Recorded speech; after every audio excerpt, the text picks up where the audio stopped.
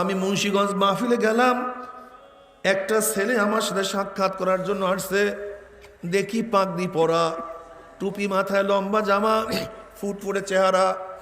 আমি ভাবছি নিশ্চিত কোনো কমই মাদ্রাসার ছেলে হবে। আমি বললাম, বাবা তুমি কোন মাদ্রাসায় পড়ো?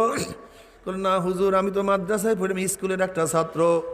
এই কথা বলিয়া চোখের মধ্যে পানি। আমি বললাম, বাবা কেন তুমি কাঁদতে আসো?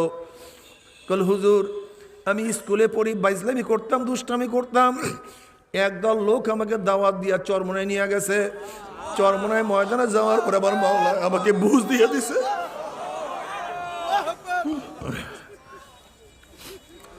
এখন আমি টুপি মাথায় দিয়ে স্কুলে যাই, পাগড়ি পরি স্কুলে যাই, লম্বা জামা দিয়ে স্কুলে যাই, কিন্তু ছাত্র ভাইরা আমাকে টিটকারি করে, ওস্তাদরা টিটকারি করে। হুজুর তাতেও কোনো আপত্তি নাই। এতদিন ফাইজলামি করতাম, আমার নানু কিছুই বলতো না। আমার বাবা মা ইটালিতে থাকে, আমি নানা বাড়ি থাকিয়া পড়াশোনা করি, কিন্তু টুপি পাগড়ি লম্বা জামা আমার নানু পছন্দ করে না।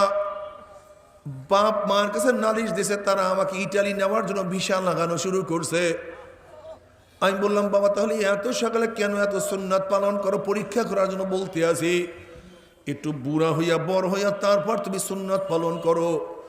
তখন ছেলে দুই চোখের পানি ফেলায়, হুজুর আমি বাবা ত্যাগ করতে পারবো, মা ত্যাগ করতে পারবো, নানু ত্যাগ করতে পারবো, আমি দুনিয়ার সব কিছু ত্যাগ করতে পারবো, কিন্তু সুন্নাত ত্যাগ করতে পারবো না।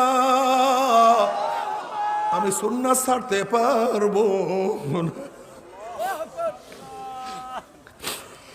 বাবা তুমি কি দেখো নাই,